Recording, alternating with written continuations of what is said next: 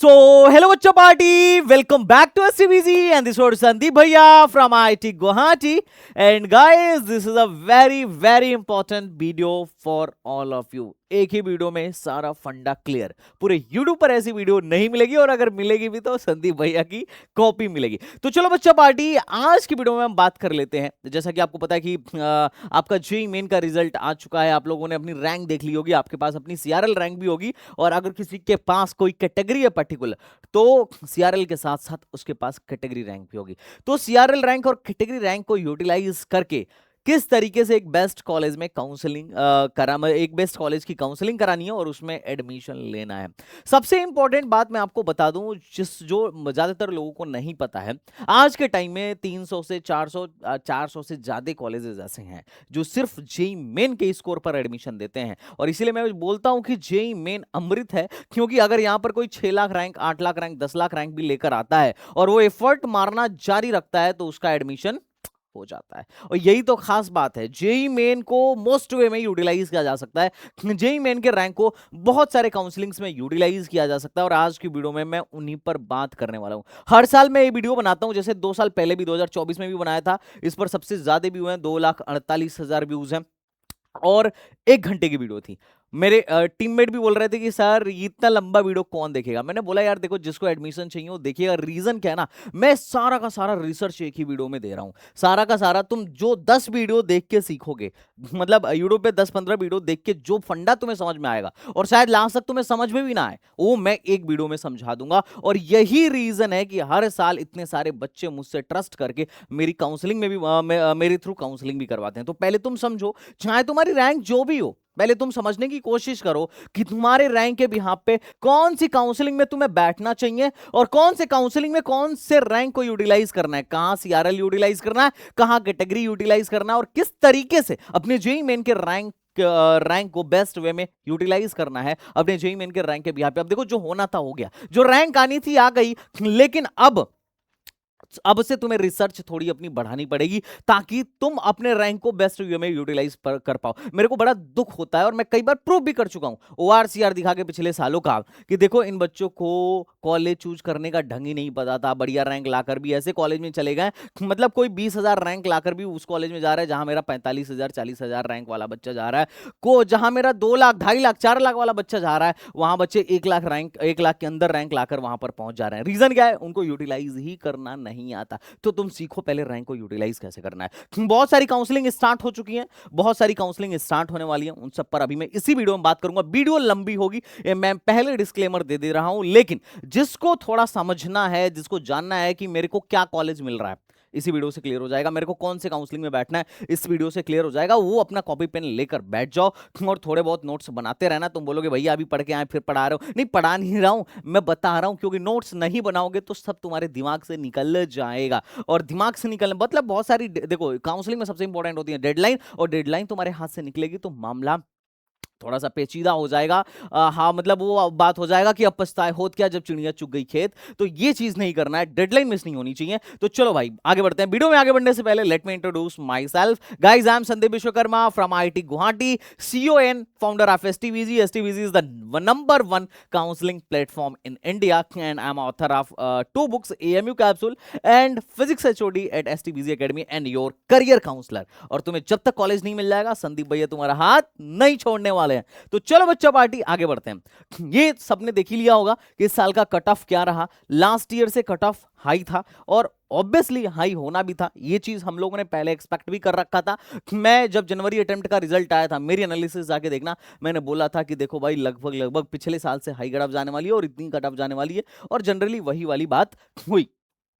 अब अगर अपन बात करें ना, तो ये देखो ध्यान से, अब ये जो कट ऑफ है, ये जो कट ऑफ है, कैटेगरी वाइज कट ऑफ है, अगर तुम इससे ऊपर हो, मान लेते हैं कि तुम जनरल हो और तुम्हारी परसेंटाइल 94 परसेंटाइल है, तो इसका मतलब ये है कि तुम जेई क्लियर कर चुके हो और तुमको एडवांस लिखने का मौका मिलेगा। एडवांस तुम लिख सकते हो। अच्छा, ये जस्ट कट ऑफ क्रॉस करने का मतलब ये नहीं है कि तुमको एनआईटी प्लस सिस्टम में एडमिशन मिल जाएगा। एनआईटी प्लस सिस्टम में एडमिशन मिल जाएगा, इसकी कोई गारंटी नहीं है, लेकिन इस बात की गारंटी है कि हाँ भाई अब तुम एडवांस देने वाले हो। अच्छा, जो लोग इससे कम लेकर आए हैं, ये मत सोचें कि तुम जोसा काउंसलिंग में नहीं बैठ सकते हो, या फिर CSAB काउंसलिंग में नहीं बैठ सकते हो। ये अपने मन में मत लेके आना, ठीक है। बहुत सारे बच्चे जो कट ऑफ क्लियर नहीं करते हैं उनको भी NIT मिलता है, इतनी ज्यादा चिंता करने वाली बात नहीं है। अगर तुम्हें यकीन ना हो तो मैं एक स्क्रीनशॉट दिखाता हूँ। लास्ट ईयर का हमारा बच्चा था, इसको NIT सिक्किम अलॉट हुआ था। अगर तुम्हें दिख रहा हो तो ठीक है, नहीं दिख रहा होगा तो इसकी ये पूरी वीडियो है, जाके इस वीडियो को देख लेना। इसको NIT सिक्किम मिला था, है ना, और NIT सिक्किम मिला था और उसकी रैंक थी 7 लाख। अच्छा, जनरल कैटेगरी से था, जनरल कैटेगरी से था। इसकी रैंक थी 7,62,478। ये क्या बोलते हैं, ऑफिशियल डेटा है, मैं नहीं बोल रहा हूँ। ये जो स्क्रीनशॉट मैंने लगाया है ना, ये उसके मतलब जिस दिन उसका रिजल्ट आया था उसके पापा को मैंने बोल के रखा था कि सर CSAB में ही होगा, और चिंता मत करो होगा। वो तो कॉम्बो प्रोग्राम में थे, बड़ा डरे हुए थे, उनको लग रहा था ये संदीप भाई है यार फंसवा रहे हैं फालतू का, होने जा रहा है नहीं। और पैसे भी भरवा लिए और CSAB में फिर से पैसे लगवा रहे हैं। मैंने बोला सर पैसे लगा होगा, और उनका हुआ भी। 7,62,478 में इनको जो था ये चीज अलॉट हुई थी। अब क्या है कि अब देखो ये 7 लाख में, अब सोचो 7 लाख में क्या इसने कौन सा JEE मेन क्वालिफाई कर लिया था ओपन कैटेगरी से, नहीं किया था ना, पर फिर भी NIT मिली। तो वो कुछ चीजें हैं जिसका लोग यूटिलाइज करते हैं आज के जमाने में, और लो रैंक पर भी एडमिशन हो रहा है। अच्छा, ये कोई अनऑफिशियल तरीके से नहीं है, CSAB काउंसलिंग के थ्रू एडमिशन हुआ था। तो जिनका नहीं हुआ था वो भी टेंशन मत लो। तुम जो साइंस CSAB में, अगर मान लो तुम कट ऑफ नहीं क्लियर किए हो तो भी तुम जो साइंस CSAB में बैठ सकते हो और तुम्हारा एडमिशन हो सकता है। ऐसा नहीं है कि एडमिशन नहीं हो सकता है। तुम बोलोगे मैं पिछले कई सालों में बहुतों का कराया हूं, बहुत सारों के ऑफर लेटर दिखा दूंगा, ऑफिशियल ऑफर लेटर, तो चिंता मत करना, ठीक है। तो पहले तो तुम्हें एक कॉन्सेप्ट समझ में आना चाहिए। दूसरा एक कॉन्सेप्ट समझ में आना चाहिए कि जैसे कि अगर तुम इस साल का देखो, है ना, सॉरी इस साल तुम देखोगे, जब तुम अपना स्कोर कार्ड देखोगे तो तुम्हें दो चीज मिलेगी, एक CRL रैंक, एक कैटेगरी रैंक। तो पहले तो ये समझना पड़ेगा कि CRL रैंक और कैटेगरी रैंक को यूटिलाइज कैसे करना है। इस पर मेरी एक वीडियो आने वाली है, एकदम डिटेल वीडियो। पिछले साल भी मैंने डाला था, उसे तुम चाहो तो देख सकते हो। इस साल फिर एक डाल दूंगा, तुम देख लेना। जिन लोगों को वो वीडियो चाहिए आप कमेंट बॉक्स में बताओ। तो चलो बच्चा पार्टी, हम पहले आगे बढ़ते हैं। अब बात यह है कि जैसे तुम्हारे पास रैंक आ गई तो अब यहां से NTA की कहानी खत्म। NTA का तुमसे कोई लेना देना नहीं है अब से, और तुम्हारा भी अब खास कुछ NTA से लेना देना नहीं है। अब करना क्या है, अब हमें काउंसलिंग्स में पार्टिसिपेट करना है। जो लोग क्लियर कर चुके हैं उनको अब एडवांस के लिए अप्लाई करना और एडवांस की तैयारी करनी है, और साथ ही साथ बैकअप के लिए बहुत सारे काउंसलिंग में पार्टिसिपेट करना है। जो नहीं क्लियर किए हुए हैं उनको क्या करना है, उनको एडवांस की सॉरी उनको JEE मेन के बिहाफ पे मोस्ट ऑफ द काउंसलिंग में पार्टिसिपेट करना है। अब देखो बहुत सारी काउंसलिंग है, अगर मैं काउंसलिंग की बात करूं तो ये कुछ मशहूर काउंसलिंग है, जैसे जोसा एंड CSAB। जैसे जोसा जोसा से मिलता है हमें IIT, NIT, IIIT और CFTI। जोसा में जो सीटें बच जाती हैं वो CSAB के थ्रू भरी जाती हैं, और ये CSAB ही है जहां पर बड़ा लो रैंक तक एडमिशन हो जाता है। ये CSAB ही है जो बड़ा लो रैंक तक एडमिशन हो जाता है, और CSAB शुरू होता है जोसा खत्म होने के बाद, जुलाई के जुलाई के लास्ट के तकरीबन में, मतलब जुलाई में, है ना। उसके बाद है जो लोग यूपी से हैं उनके लिए यूपी टेक है। यूपी टेक जो है लास्ट जून में ही स्टार्ट होने की प्रोबेबिलिटी रखती है, या फिर जुलाई के फर्स्ट वीक में ही स्टार्ट हो जाएगा, मतलब जून में ही स्टार्ट हो जाएगा यूपीटी। उसके बाद है आरजीआई पीटी जस्ट चाहिए एडवांस के रिजल्ट के बाद ही स्टार्ट हो जाएगा। आरजीआई अमेठी बड़ा अच्छा इंस्टीट्यूट है, यहाँ पे केमिकल और पेट्रोलियम के लिए बहुत जबरदस्त कॉलेज है, इस पर मैंने वीडियो भी बनाया है, you can go through that also. उसके बाद आता है अपना जैक दिल्ली। जैक दिल्ली की बात करें तो ये अभी स्टार्ट होने वाला है, मई के लास्ट में या अर्ली जून में ही स्टार्ट हो जाएगा। जैक दिल्ली से ही तुमको DTU, NSUT, IIIT Delhi, IGT जैसे कॉलेजेस में एडमिशन मिलेगा। उसके बाद है जैक चंडी, पंजाब यूनिवर्सिटी या उससे रिलेटेड कॉलेजेस में एडमिशन लेना है तो जैक चंडीगढ़ में अप्लाई करना है, ये भी जून में ही स्टार्ट हो जाएगा। IPU का फॉर्म ऑलरेडी स्टार्ट हो चुका है, अगर किसी को महाराजा अग्रसेन, महाराजा सूरजमल, USICT, USR वगैरह में एडमिशन लेना हो तो IPU चल रहा है, तुम वहां पर जरूर अप्लाई करो। MPDT की अगर अपन बात करें तो MPDT भी जून में ही स्टार्ट होगा। रिप राजस्थान जून से जुलाई में स्टार्ट होने की प्रोबेबिलिटी है। तो ये अभी तो खैर बात करें तो मतलब मोस्ट ऑफ द काउंसलिंग मई के लास्ट में या जून के महीने में शुरू हो जाती हैं, जून के महीने में शुरू हो जाती हैं। उसके बाद अगर हम बात करें जामिया, तो जामिया का एप्लीकेशन ऑलरेडी चल रहा है। दिल्ली यूनिवर्सिटी की बात करें तो ये जो है मिड जून में शुरू होगा। NFSC नागपुर के बारे में बात करूं तो NFSC Nagpur fire and safety engineering का बहुत ही अच्छा कॉलेज है, और इसका बहुत अच्छा प्लेसमेंट होता है, और ये जो है 2 ऑफ जून में, मतलब मान के चलो कि अब ये स्टार्ट हो जाएगा मई के बाद से या मई के लास्ट लास्ट में इसकी कुछ डेट आ जाएगी। तो इन्होंने जो डेट निकाली है इस साल की 2 जून 2026 की निकाली है। अब हमारे यूपी में लोग पूछते हैं कि भैया ट्रिपल एमयूटी कब होने वाला है, तो ट्रिपल एमयूटी भी लगभग जून में ही होने वाला है, और एचबीटीयू भी जो है वो भी जून के तकरीबन तकरीबन में ही होने वाला है। एनएफएसयू का एप्लीकेशन ऑलरेडी चल रहा है, और सी एच एम यू जो है इसका जो है ऑलरेडी अभी मई में स्टार्ट होगा। आईएसआई मैथमेटिक्स का बहुत अच्छा इंस्टीट्यूट है, मैथ जिनकी लो रैंक है वो C H M U try कर सकते हैं। यहाँ पर 4-5 लाख रैंक तक कंप्यूटर साइंस मिल जाता है, और इलेक्ट्रॉनिक्स मुझे लग रहा है 6 लाख प्लस तक पे भी इलेक्ट्रॉनिक्स मिलने की पॉसिबिलिटी रहती है। मतलब 5-6 लाख तक तो आराम से इलेक्ट्रॉनिक्स मिल सकती है। आईएसआई जबरदस्त कॉलेज है, ये बीएस डिग्री का कोर्स कराता है, बीएस इन डेटा साइंस का कोर्स कराता है। 28 अप्रैल से इसका फॉर्म शुरू होने वाला है, तो भरना मत भूलिएगा। उसके अलावा भी ये क्या है कि अभी आईआईएम संबलपुर का फॉर्म शुरू होने वाला है, तो आईआईएम संबलपुर का भी फॉर्म आप क्या कर सकते हैं, अप्लाई कर सकते हैं। जामिया का फॉर्म अगले 5 से 7 दिन में क्लोज हो जाएगा, तो जो लोग जामिया में इंटरेस्टेड हो वो जाके भर दीजिएगा। उसके अलावा बहुत सारी प्राइवेट हैं। प्राइवेट में सबसे अच्छे जो हैं ये हैं लाइक कि आपका ट्रिपल आईटी हैदराबाद, अगर आपकी रैंक 1000-1200 के अंदर है तो आप ट्रिपल आईटी हैदराबाद में अप्लाई करो। आईआईटी के टक्कर का कॉलेज है, जबरदस्त प्लेसमेंट, मतलब पूछो ही मत। तो इसमें क्या है कि मतलब एनआईटी ट्रिची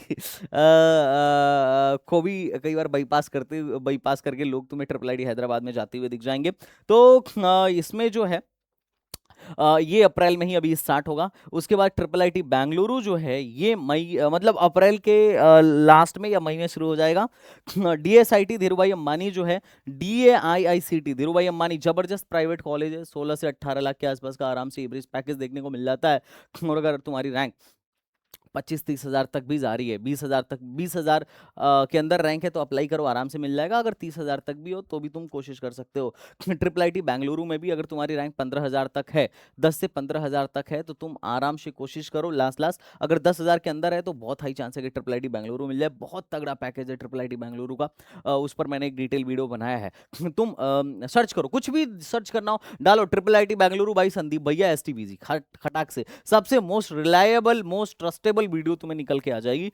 उसके बाद थापर का भी एप्लीकेशन चल रहा है, एलएनएमआईटी का एप्लीकेशन स्टार्ट हो चुका है, जेपी का भी एप्लीकेशन स्टार्ट हो चुका है। तो ये जो प्राइवेट के कुछ टॉप के प्राइवेट कॉलेजेस हैं इनके एप्लीकेशन ऑलरेडी स्टार्ट हो चुके हैं, तो तुम यहां पर जाके भरो। बात ये है ना कि इनके एप्लीकेशंस निकल जाएंगे तो फिर तुम्हारे हाथ से मतलब अब चूंकि जैसे जेपी हो गया, इनमें बड़ा लो रैंक तक एडमिशन हो जाता है और प्लेसमेंट भी ठीक है ना। 8-10 लाख का एवरेज पैकेज तुम्हें देखने को मिल जाएगा। अब अगर ये कॉलेजेस, अगर तुम्हारा मान लो 1 लाख रैंक है, 1 लाख प्लस रैंक है, अब तुम्हें एनआईटीज ट्रिपल आईटीज नहीं मिल रही हैं और तुम्हें पैसों का बहुत ज़्यादा तंगी नहीं है, तो तुम इनको जरूर देख लेना। प्रॉब्लम क्या है कि ये हाथ से निकल जाएंगी तो निकल गई, खत्म कहानी। फिर तो जो बचा रहेगा उसी में तुम वो करोगे, क्योंकि अभी क्या है कि अभी जेईई मेन का रिजल्ट आने के बाद से बहुत सारों के फॉर्म पहले से ही चल रहे थे। उन्होंने बस डाल रखा था कि भाई जेईई मेन के रिजल्ट के 5-6 दिन बाद तक ही हम एडमिशन लेंगे, उसके बाद क्लोज कर देंगे। तो इस बात का आपको बड़ा ख्याल रखना पड़ेगा। एनीवेज आगे बढ़ते हैं। अच्छा, जो लोग डिमोटिवेटेड हैं, डिमोटिवेटेड मत हो यार। बहुत लो से लो रैंक पर भी हमने एडमिशन कराया है, वो भी गवर्नमेंट में। जैसे देखो बीआईटी झांसी में हमने लास्ट ईयर भी एडमिशन जो कराया था,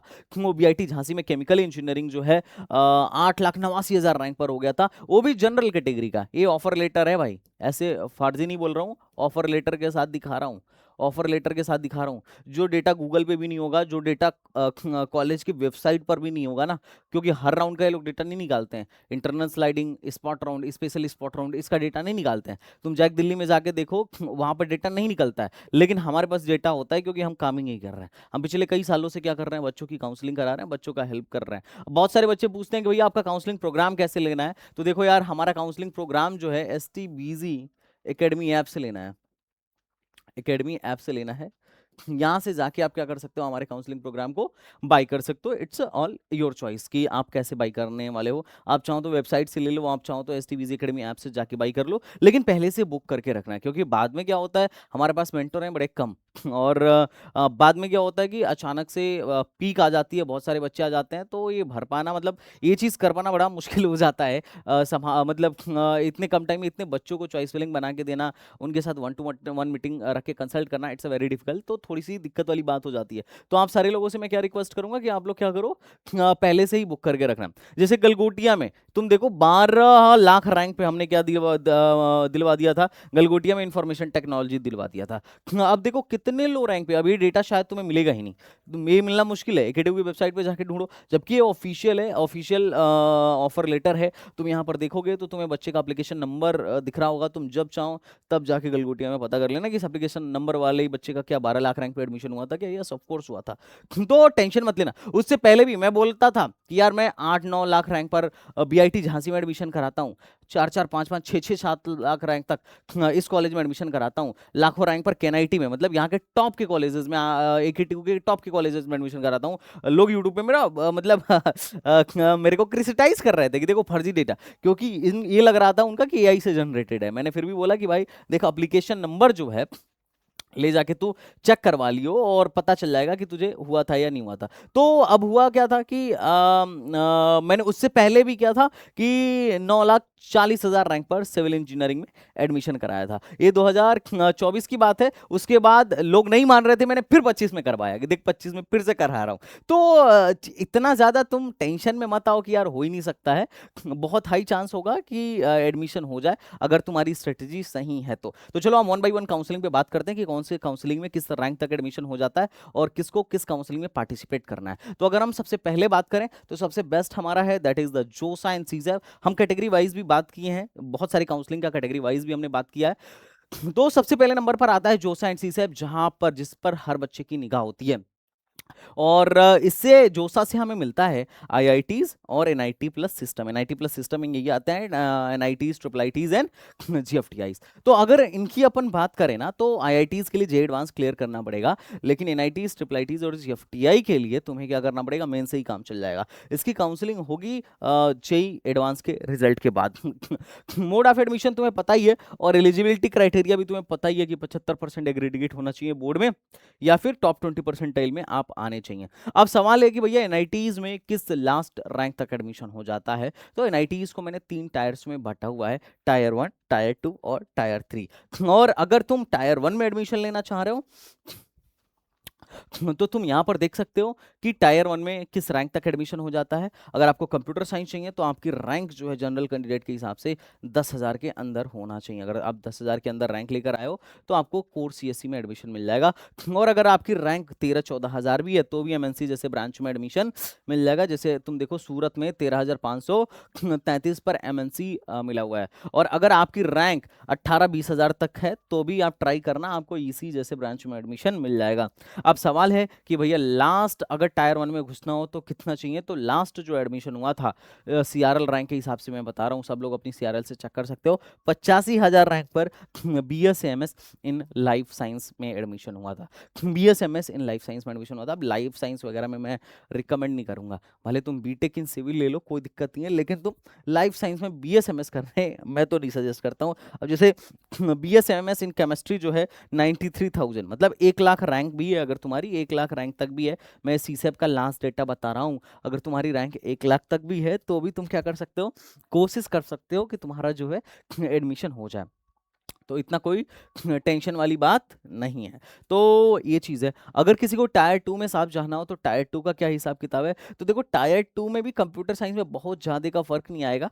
मोटा मोटी अगर तुम्हारी रैंक 20,000 प्लस है, 20-25,000 के तकरीबन में है, तो भी तुम्हें कंप्यूटर साइंस मिल जाएगा। बस तुम्हें क्या करना पड़ेगा, सीसेप राउंड तक का वेट करना पड़ेगा। और अगर तुम्हारी मान लेते हैं 25-30,000 तक भी रैंक है तो तुम सीएससी एलाइड के लिए क्या कर सकते हो, सीएससी एलाइड के लिए हाथ पैर मार सकते हो, क्योंकि ऑलरेडी अगर तुम देखोगे तो आईएसटी शिवपुर में आईटी जो है 26,000 रैंक पे बंद हुआ था। एनआईटी पटना में 5 साल वाला साइबर सिक्योरिटी 25,000 रैंक पे जाके बंद हुआ था। ये सारा सीआरएल रैंक के बिहाफ पे मैं तुम्हें दिखा रहा हूँ।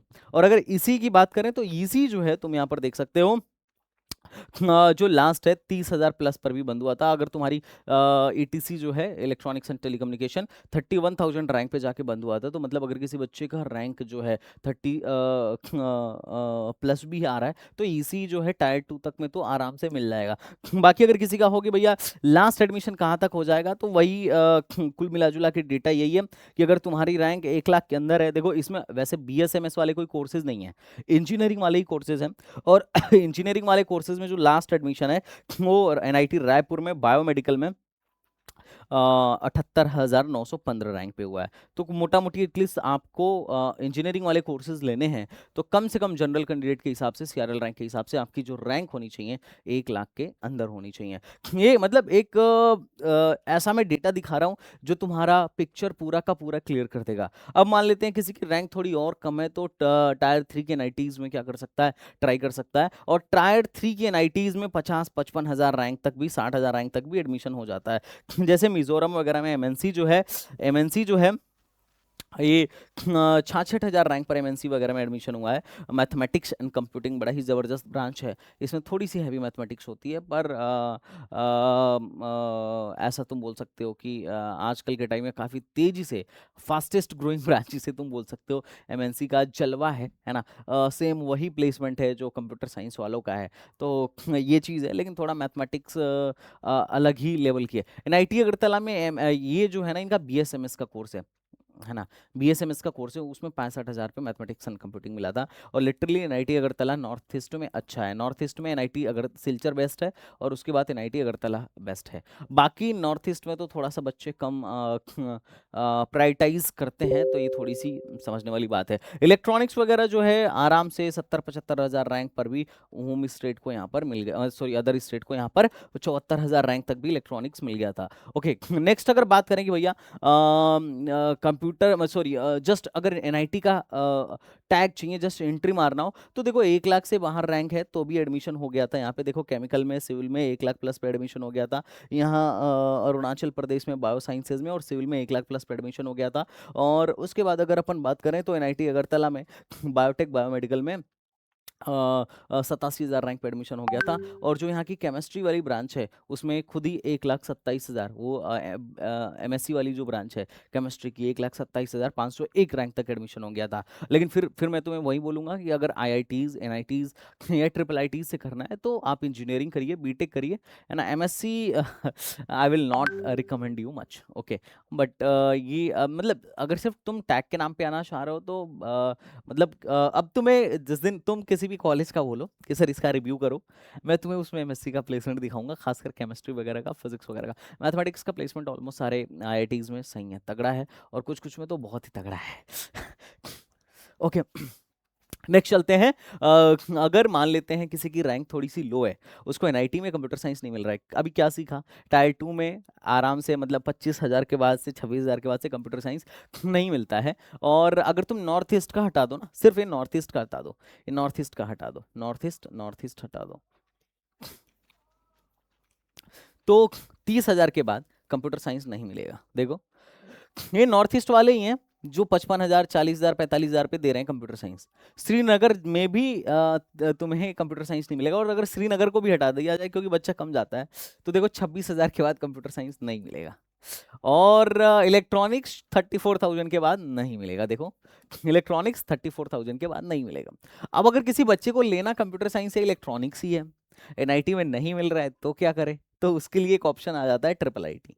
अब ट्रिपल आईटी में एक बात मैं बोलूंगा, सारी ट्रिपल आईटीज अच्छी नहीं है, पैसे दबा के लेंगी, आरओआई उतना अच्छा नहीं देंगी। इन्होंने अपना नाम बहुत तगड़ा बनाया हुआ है, एकदम बढ़िया सा ट्रिपल आईटी का है। काफी लो रैंक पे एडमिशन लेते हैं, लेकिन बहुत सारी ट्रिपल आईटीज हैं जो मुझे लगता है कि जिस तरह अच्छा बच्चा इनके पास जाता है उतना अच्छा प्लेसमेंट है नहीं।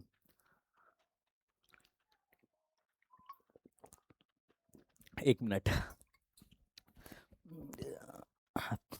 तो ये तुम ट्रिपल आईटीज देख सकते हो, लगभग 26 ट्रिपल आईटीज है इंडिया में। और यहाँ पर लिटरली थोड़ा लो रैंक तक एडमिशन हो जाता है। जैसे मान लो अगर 26 हज़ार तक कंप्यूटर साइंस मिल रहा है एक एनआईटी में लास्ट जनरल कैटेगरी को, तो ट्रिपल आईटीज में 60 हज़ार तक, मतलब सीधे 2x तक मिल जाएगा। अब मैं देखो यार सबका नहीं दिखा रहा हूँ, टाइम कम है, इन पर एक डिटेल वीडियो बना दूंगा, तुम चाहो तो स्क्रीनशॉट लेके देख लेना। मैं लास्ट पर आता हूँ कि लास्ट कहाँ पर एडमिशन हुआ है। तो ये लास्ट पेज पे सीधे आते हैं। तुम देखो ट्रिपल आईटी रायचूर में 65 हज़ार पे सीएससी मिला है। ट्रिपल आईटी रायचूर की पूरा क्या ही मैं कहानी बताऊँ, लास्ट ईयर इस पर वीडियो बनाया था, एक बार तुम देखना। और सीएससी एलाइट जो है 74 हज़ार रैंक तक मिल गया था। जो दी वाला कैंपस है 64 हज़ार रैंक पे, और जो सीएससी एलाइड ब्रांच है वो 70 हज़ार रैंक पे मिल गया था। कल्याणी वगैरह पे 62 हज़ार रैंक तक जो है सीएससी मिला था।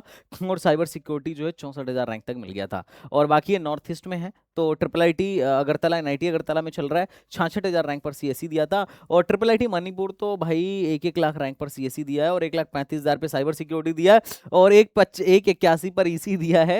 मतलब तुम यहाँ पर अंदाजा लगा सकते हो कितने लो रैंक तक एडमिशन लोग दे रहे हैं। भागलपुर में एक ब्रांच है मैकेट्रॉनिक्स, उसमें लगभग लगभग 1 लाख रैंक तक एडमिशन मिलने की पॉसिबिलिटी रहती है। तो कुल मिला जुला के देखो, अगर तुम्हारी रैंक, तुम्हें सीएससी चाहिए, तुम्हारी रैंक 60-70 हज़ार है, तो तुम इधर ट्रिपल आईटीज में ट्राई कर सकते हो, लेकिन सीसैप राउंड में। जोसा में हो रहा है ऐसा हो सकता है कि तुम्हें ना मिले, लेकिन सीसैप में अगर तुम्हारी स्ट्रेटजी परफेक्ट हो तो मिल सकता है। अच्छा जी, सीसैप का थोड़ा सा कट ऑफ ना बड़ा फ्लक्चुएट करता है, तो तुम्हें उसका भी ध्यान रखना पड़ेगा। इसीलिए मैंने प्रिडिक्टर में अपने 3 साल का डेटा रखा है। और जो लोग कल लाइव में मेरे को देख रहे होंगे, 1 साल से नहीं, मिनिमम 3 से 4 साल, 5 साल, 6 साल के डेटा से मैं क्या करता हूँ, वो करता हूँ, थोड़ा सा चीज़ों को ऑप्टिमाइज करके देखता हूँ कि किस तरीके से कि मैं एक बच्चे को उसके बेस्ट कॉलेज में पहुंचा सकता हूँ। तो मैं अब चूंकि इतने छोटे से स्क्रीन पर और इतने कम टाइम में हर चीज़ नहीं दिखा सकता है ना, लेकिन फिर भी एक जो एनालिसिस है, जो मेरी समरी है, वो मैं तुम्हें डायरेक्ट डायरेक्ट जल्दी जल्दी दिखा रहा हूँ। और वो सेम एनालिसिस तुम भी कर सकते हो। कैसे? मैं नीचे एक लिंक दे दूंगा, ये मेरा प्रेडिक्टर है। इसमें क्या है, जैसे मैंने एक बच्चे की रैंक डाली थी 10 लाख, और उसको एससी कैटेगरी डाल दिया था, और 82 में मैंने डाला। तो यहाँ पे क्या है कि कौन से बेस्ट कॉलेजेस मिल सकते हैं, वो सारा यहाँ पर क्या है कि दिख रहा है। इनफैक्ट अगर किसी भी कॉलेज में जाओ ना, जो इसे मिल सकता है या जो नहीं भी मिल सकता है, उस पर मिनिमम 3 साल का डेटा दिख जाएगा। जैसे मैं आईटी का केमिकल देखना चाह रहा था, तो मेरे को दिखेगा कि एससी कैटेगरी के हिसाब से आईटी का केमिकल पिछले 3 साल में राउंड वाइज कैसे गया हुआ है। मतलब जबरदस्त तरीके से भाई, जबरदस्त एनालिसिस है। पिछले 3 साल का बच्चा क्या देख सकता है, यहाँ पे आराम से बैठ के अपना डेटा देख सकता है। तो उससे आइडिया भी लग जाएगा, जब वो काउंसलिंग करेगा ना, उसे आइडिया लग जाएगा कि इस तरीके से राउंड 1 से राउंड 4 में वेरिएशन हुआ था, फिर 2024 में इस तरीके से हुआ था, 2025 में इस तरीके से हुआ था। मतलब सब कुछ एक ही स्क्रीन पर बहुत प्यार से देखने को मिल जाएगा। तुम्हारी रैंक पे जो मिल रहा है, जैसे 10 लाख रैंक पर इसको क्या मिल रहा है, ये मिलने की पॉसिबिलिटी है, एआईटीएच मिलने की पॉसिबिलिटी है। एआईटीएच में क्या मिलने की पॉसिबिलिटी है, तो एआईटीएच में इसको बायोटेक मिलने की पॉसिबिलिटी है। देखो बायोटेक में ऐसे दिल वाला इमोजी दिखा रहा है, इसका मतलब ये 100% श्योर शॉट मिलेगा। ये वाली इमोजी मतलब 90% है कि चांस है कि इसको मिल जाएगा। अभी आईटीएच में देखो आराम से मिला हुआ था, तो इसलिए दिखा रहा है कि देखो बहुत हाई मार्जिन है, इसलिए मिला हुआ है। और केमिकल में भी बड़ा हाई मार्जिन था। ओके, सॉरी, केमिकल में देखो यहाँ पे आराम से हाई मार्जिन था, इसलिए दिखा रहा है कि 90% से ज़्यादा है। वही देखो कंप्यूटर साइंस में इसने इमोजी बदल दिया कि नहीं मिल पाएगा, क्योंकि कंप्यूटर साइंस वहाँ तक गया ही नहीं था एससी कैटेगरी के हिसाब से। ओके बच्चा पार्टी, तो ये एक जो है डेटा है, जिससे अंदाज़ा लग जाएगा कि भाई तुम्हें क्या मिलने वाला है और क्या नहीं मिलने वाला है। एनीवेज, अपन आगे बढ़ते हैं। अब बात करते हैं जीएफटीआईज की। तो मोटा मोटी जो हम जीएफटीआईज की बात करते हैं, जीएफटीआईज की बात अगर अपन करें, तो तुम यहाँ पर जीएफटीआई पे देख सकते हो कि जीएफटीआई पे जो टोटल है हमारे पास लगभग लगभग 45-46 के आसपास जीएफटीआईज हैं। लेकिन जीएफटीआई में ये जीएफटीआई हैं जो थोड़ा सा टॉप पे चलती हैं। हालांकि इसमें से सबका प्लेसमेंट अच्छा नहीं है, लेकिन फिर भी टॉप पर चलती हैं, क्योंकि बच्चों ने बना रखा है टॉप पर, है ना। तो ये एक जीएफटीआई है जहाँ पर तुम देख सकते हो कि कहाँ पर किस रैंक तक एडमिशन हो जाता है। जो अच्छी वाली जीएफटीआईज हैं, वो 50,000 के अंदर सब कुछ सब निपट जाता है, उसके बाहर कुछ भी नहीं जाता है। वो भी ये डेटा जो है ट्रिपल आईटी नया रायपुर अलग से भी लेता है। तो वहाँ की स्पॉट में हमारे बच्चे गए थे, तो मैं वहाँ से निकाल के लेके आया हूँ। तो कि जो वहाँ पे कंप्यूटर साइंस वगैरह था, 28,000 पे जाके बंद हुई थी मोटा मोटी। एआई 46,000 तक बंद हुई थी। सीसैप पे, मतलब सीसैप में जाके चेक करना, ये डेटा मिलेगा ही नहीं। तो कुछ चीज़ें मैं अपने एक्सपीरियंस से भी बता रहा हूँ, है ना। अब चूंकि ये लोगों को नहीं पता है कि कौन कौन सी जीएफटीआई अलग से एडमिशन लेती हैं। सेम जीएफटीआई में जब बच्चा अलग से जाता है, तो हम बहुत लो रैंक तक एडमिशन करा देते हैं। और जब जोसा या सीसब से आता है, तो बड़ा हाई रैंक तक एडमिशन होता है। तो ये थोड़ी सी समझने वाली चीज़ें हैं। ये उसके बाद की जीएफटीआई है, जिसमें कुछ जीएफटीआई बड़ी अच्छी हैं, जैसे गति शक्ति विश्वविद्यालय हो गया, आईआईटी रैम हो गया, नीमेट रांची हो गया। नीमेट रांची काफ़ी अच्छी जीएफटीआई है। तो ये कुछ जीएफटीआई हैं जिसमें 1 लाख रैंक प्लस पर भी आराम से एडमिशन होता है कंप्यूटर साइंस में। और जैसे वीएफएक्स वगैरह जो है, अभी रिसेंटली गुरु घासीदास ने लॉन्च किया है, इंफॉर्मेशन टेक्नोलॉजी के अंदर आता है, जिसकी मैथमेटिक्स थोड़ी वीक है, वो देख सकता है ना। तो 4,15,000 रैंक पे जो है वीएफएक्स मिल गया था। और तुम्हें मजे की बात बताऊं, गति शक्ति विश्वविद्यालय ने अलग से अपनी काउंसलिंग लास्ट में सीटें जो बच गई थी, वो कराई थी। और भाई बच मिल नहीं, मतलब लोग वीएफएक्स ले नहीं रहे थे, क्योंकि सेल्फ फाइनेंस में है। अभी गुरु घासीदास की फीस कितनी है? 30,000। उसकी फीस है 1 लाख रुपए, सेल्फ फाइनेंस ब्रांच है। तो लोग फीस के मारे ले नहीं रहे थे। वहां हमने 10-10, 12-12 लाख रैंक में बच्चों को भेज दिया, जाओ तुम्हें मिल जाएगा। और पीपल आर सेइंग हाँ भैया यार, मैं तो सोचा भी नहीं देखा मिल रहा, सोचा भी नहीं था कि मिल रहा होगा 12-13 लाख रैंक पे सेंट्रल यूनिवर्सिटी भी एडमिशन देंगी, वो भी इंफॉर्मेशन टेक्नोलॉजी के स्पेशलाइजेशन में, या उसी डिपार्टमेंट में चलता है एनिमेशन एंड वीएफएक्स। तो उनका कहना था कि भैया यार मजा आ गया, मतलब ये चीज़ तो हम खुद से नहीं जान पाते, आपकी वीडियो से ही पता चला, या आपसे आपकी काउंसलिंग प्रोग्राम से ही पता चला। तो ये सारी चीज़ें हैं, यहाँ पे आप देख सकते हो कि वैसे तो 2-2 लाख रैंक पर आराम से एडमिशन यहाँ पे हो रहा है, लेकिन अब मैं तुम्हें बताऊँ, ये जो जीएफटीआईज हैं एक्चुअली में ये मतलब काफ़ी वो हैं, लाइक डेस्परेट हैं कि जितना अच्छा बच्चा इनके पास जा रहा है उतनी अच्छा इनके पास प्लेसमेंट अभी नहीं चल रही है, मेरे पॉइंट ऑफ व्यू से। मैं होता तो नहीं चूज करता, बट ठीक है, बच्चे अभी चूज कर रहे हैं। ये सीसैप का मैं डेटा बता रहा हूँ, जोसा में तो और भी लो, मतलब और भी मामला खराब है, और भी पहले इनकी सीटें बंद हो जाती हैं, है ना। तो बाकी अगर तुम एडमिशन एडमिशन की बात करो ना, तो एडमिशन के लिए चिंता मत करना। जैसे गुरु घासीदास है, फीस है मात्र 30,000, और यहाँ पे इंडस्ट्रियल एंड प्रोडक्शन में एडमिशन हुआ था 9 लाख रैंक पे। सोचो 30,000 फीस देके बच्चा 9 लाख रैंक पे पढ़ रहा है, क्या ही बात है, अलग ही बात है ना। तो ये कुछ और जीएफटीआईज हैं जिनका डेटा तुम यहाँ पर देख सकते हो। और बाकी अपन नेक्स्ट चलते हैं, अपन क्या बोलते हैं, नेक्स्ट आते हैं अब स्टेट काउंसलिंग के अंदर। अब जैसे मैंने अभी तुम्हें एक दिखाया सेंट्रल काउंसलिंग, सेंट्रल का काउंसलिंग था अपना जोसा, सीसैब एंड ऑल। अब हम नेक्स्ट काउंसलिंग की तरफ चलते हैं कि अगर तुम्हारी रैंक और कम है और तुम चाहते हो कि भैया मेरा कहीं गवर्नमेंट में एडमिशन हो जाए बढ़िया बढ़िया कॉलेज में, तो तुम स्टेट काउंसलिंग की तरफ भी देख सकते हो। अच्छा, एक स्टेट का बच्चा दूसरे स्टेट में बैठ सकता है, लेकिन नियम कुछ उसके नियम कानून है। कई बार ऐसा होता है कि जब होम यूपी का बच्चा दिल्ली में बैठता है तो एज अ अदर स्टेट वाला कंसिडर किया जाता है, जब दिल्ली का बच्चा यूपी में बैठता है तो अदर स्टेट का कंसिडर किया जाता है। अब कौन कहाँ का बच्चा है उसके दो नियम हैं, एक तो डोमिसाइल से देखा जाता है और एक देखा जाता है 12th कहाँ से किया हो। जैसे जोसा में तुम जहाँ से 12th करोगे वो तुम्हारा स्टेट ऑफ एलिजिबिलिटी होगा। जैक दिल्ली में अगर तुम दिल्ली एनसीटी से 12th कर रहे हो तो तुम दिल्ली के हो गए अब, है ना। अब इसमें एक ग्लिच है जो लूप होल बोल सकते हो। हम लोग जनरली क्या करते हैं, एक बच्चा जो यूपी का है उसको करा दिया 12th दिल्ली से। अब होगा क्या इसमें, होगा ये कि दिल्ली से मान लो एडमिशन कराया तो अब उसके पास दिल्ली का भी डोमिसाइल है और यूपी का भी डोमिसाइल है, दोनों हाथ में लड्डू। क्योंकि यूपी की डोमिसाइल देखी जाती है आपके पेरेंट्स के डोमिसाइल से, कि आपके पेरेंट कहाँ के हैं, उनके पास उनका एड्रेस कहाँ का है, उनके पास डोमिसाइल सर्टिफिकेट कहाँ का है। और दिल्ली में देखी जाती है कि आपने 12th कहाँ से किया है, तो हो गए दोनों हाथ में लड्डू। तो कुछ ट्रिक्स हैं जिसका भरपूर इस्तेमाल हम लोग करते हैं और बच्चों को फायदा भी मिलता है। तो ये यूपी में जो काउंसलिंग है, जैसे यूपी टेक सबसे बड़ी काउंसलिंग है और यहाँ 10-12 लाख रैंक तक एडमिशन हो जाएगा। आरजीआई पीटी जो है अब एडवांस से लेगा, इस साल से मेन से शायद नहीं लेगा। ट्रिपल एमयूटी गोरखपुर जो है हमारे यहाँ का जाना माना गोरखपुर में कॉलेज है, स्टेट गवर्नमेंट का कॉलेज है, इस एक यूनिवर्सिटी है। एचबीटीयू सब जानते ही हो भाई, HBTU Harcourt Buttler technical university. Kanpur में एक और इंस्टीट्यूट है सीएसएमयू जो लो रैंक तक एडमिशन देता है, सीएससी वगैरह। प्लेसमेंट उतना खास नहीं है, प्लेसमेंट वगैरह ढंका नहीं है, लेकिन फिर भी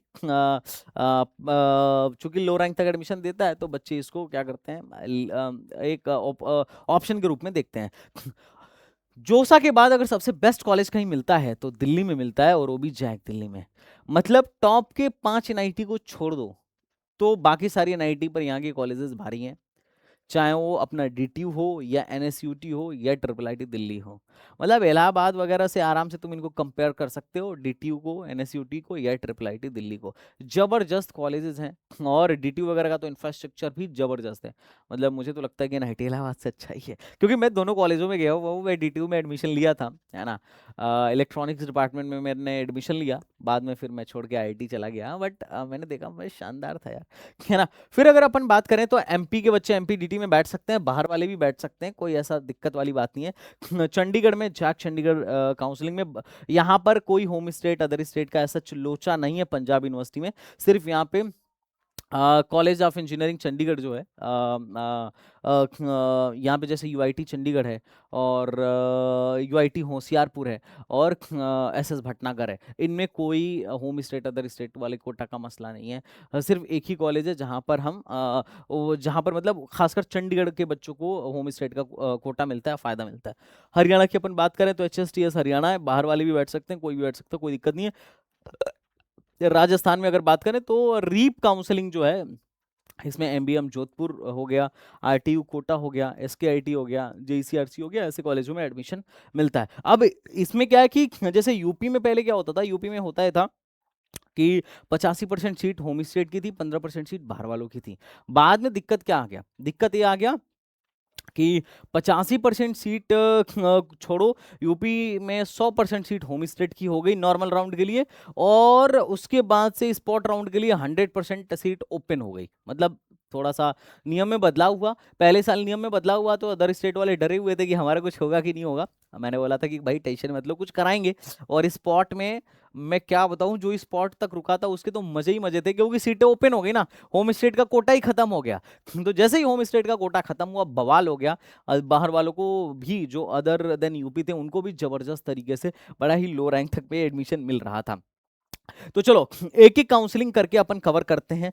मुझे लग रहा है कि बहुत बड़ी वीडियो हो रही है, क्या कोई बात नहीं, चल जाएगा ना, कर लूं ना कवर।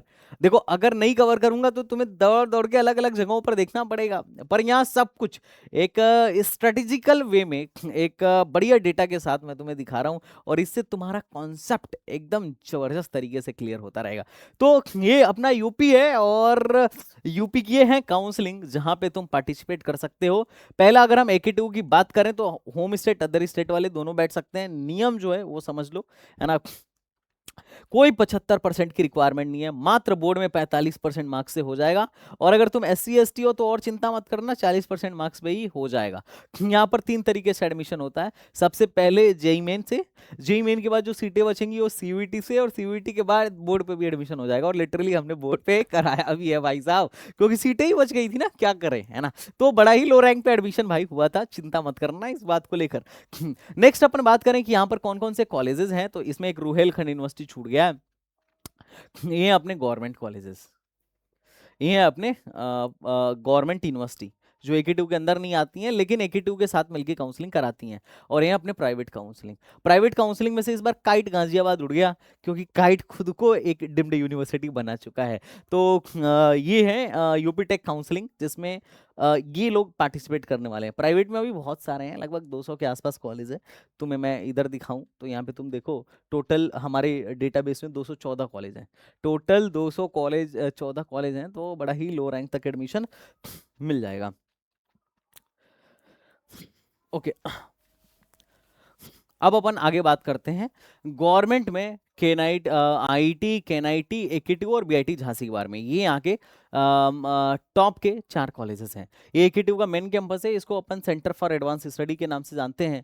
ये अभी लास्ट ईयर ही इंट्रोड्यूस हुआ था।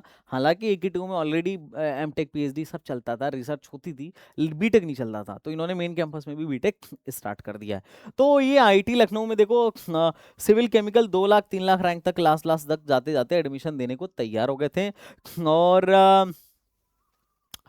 केनाइटी सुल्तानपुर में 44, सॉरी क्या बोलते हैं, ये 4 लाख रैंक तक सिविल और मैकेनिकल में एडमिशन हो गया था। केनाइटी सुल्तानपुर बड़ा ही अच्छा कॉलेज यहाँ का माना जाता है। और क्या बोलते हैं, केमिकल में तो 10-10 लाख रैंक पे एडमिशन हुआ था बीआईटी झांसी में, और सिविल में 6,19,000 रैंक तक एडमिशन हुआ था।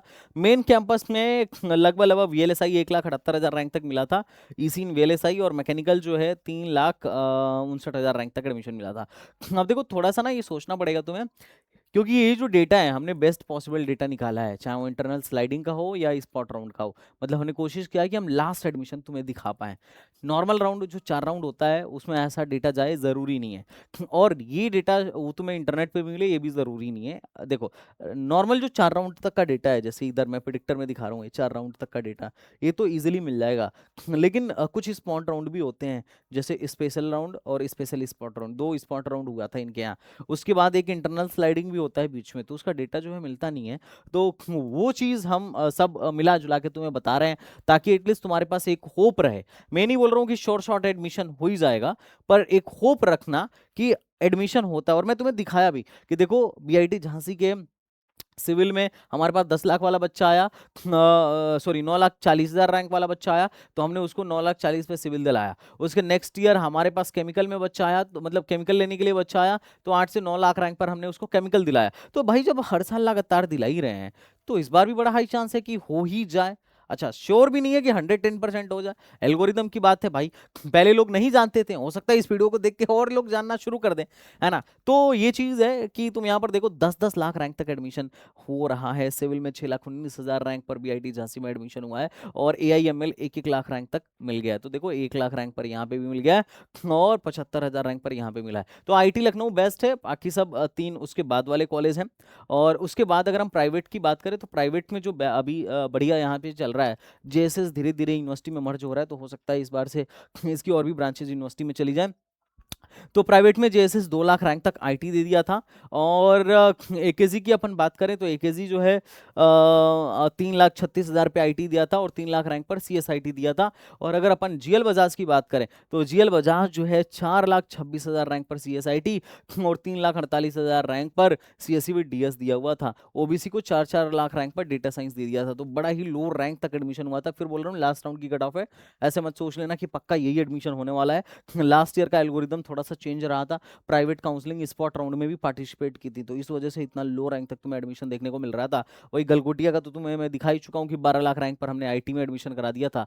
यूनिवर्सिटी में बात करें तो तुम लखनऊ यूनिवर्सिटी का देखोगे तो यहाँ पे AI 1,37,000 पे, इलेक्ट्रॉनिक्स 1,68,000 पे, और सिविल वगैरह 2-2 लाख रैंक तक आराम से मिल रही थी। अगर यूनिवर्सिटी की बात करें, इसमें बुंदेलखंड में बात करें तो 1,74,000 पे AI, और साथ साथ सॉरी CSE जो है 2,24,000 पे बुंदेलखंड यूनिवर्सिटी में, और EC जो है 7,71,000 रैंक पे मिल गया था। और ये तो बोर्ड वालों को भी मिल गया था, मतलब तुम यहाँ पे देखो ये बोर्ड वाले भी, मतलब तुम देखो इकाई दहाई सैकड़ा हजार लगभग 17 लाख के आसपास पहुंच गया। तो 17 लाख का मतलब समझ रहे हो कि इसमें 14 लाख तो सिर्फ जेईमेन वाले थे, उसके बाद जो 14 लाख के बाद रैंक बनी वो CVT वालों की बनी, उसके बाद जो रैंक बना वो बोर्ड वालों का बना। देख बोर्ड वालों को मिल रहा था आराम से बुंदेलखंड यूनिवर्सिटी। चौधरी चरण सिंह यूनिवर्सिटी में IT जो है 5,58,000 रैंक पे मिल गया था। और EC तो कोई पूछ नहीं रहा था भाई, EC देखो ये देखो 20 लाख रैंक, मतलब बोर्ड वालों को भी EC मिल रहा था। इसीलिए तो बोल रहा हूँ कि अगर कोई बच्चा थोड़ा समझदार है, उसे काउंसलिंग कराने आता है,